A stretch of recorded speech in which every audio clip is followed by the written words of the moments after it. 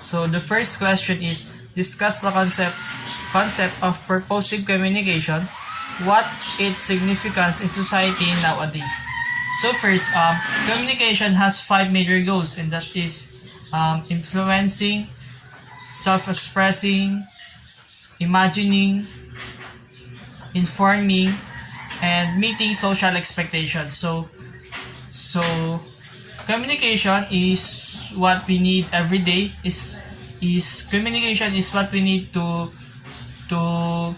connect with others in expressing words, in expressing our feelings. So in purposive communication, the concept of it is to write, to speak, and to present in different audience.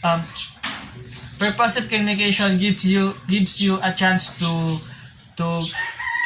build your self confidence in presenting into different audience, in having a good speaking manner, good speaking like voice tones, in presenting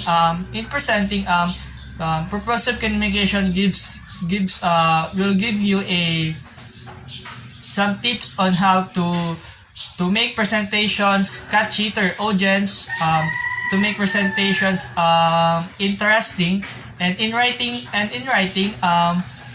purposive communication will give you a chance to have a good writing experience. Like in academic writing, it will teach you how to make different writings. So the second question is, when you should use ethics in communication. For me, we should use ethics in communication at all times, because at all times when we are communicating, especially in formal communication, because we all know that ethics in communication is how we respect, being honest to others, being honest to our listeners. So we should watch our behavior while we are communicating.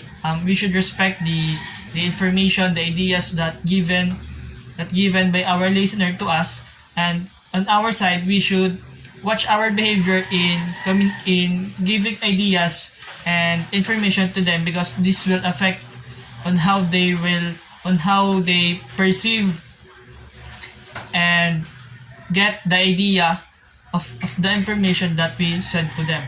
So for me, we should use ethics in communication at all times. So the third question is, what is business letter? Is it still important in our present era?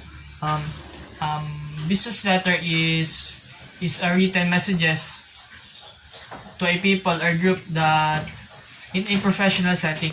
Business letter is used when people or group would like to be professional and formal. I think business letter is still important in this era, because business letter is a formal method of communication. Plus, it provides important informations, important ideas, informations about two companies or between company and employees, and also it serves as legal purposes. For me, a good business relationship is gained through effective communication. So business letter is still important in this era, is because if you have a good business relationship, you need an effective communication, and one of the effective communication is the business letter. The fourth question is relationship between communication, the relationship between communication and globalization. First is, what is globalization? Globalization is a exchanges of goods and services, capital, technologies, human beings, all over the planet, and from the relationship of them is, because of communication we build globalization. Through communication we build different business partners, business influence with other regions or with other groups, with different groups. Through communication we build globalization, and in globalization we need an effective communication to build more exchanging of goods and services. The fifth question is,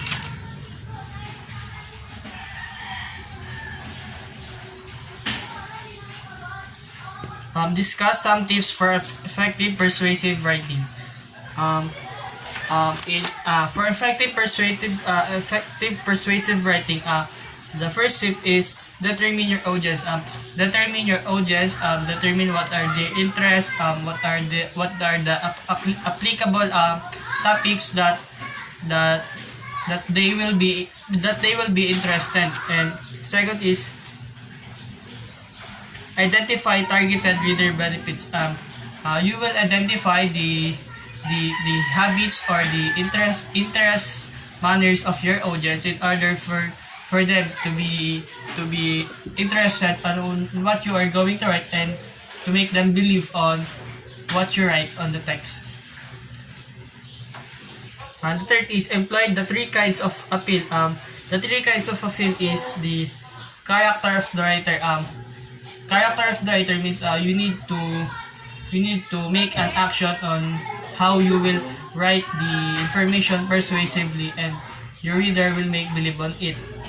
Second is logic. Logic means using facts or analogies in your writing. Emotion. You need emotion in your writing, because it will help the audience to interpret and perception and the perception of them on your ideas and informations.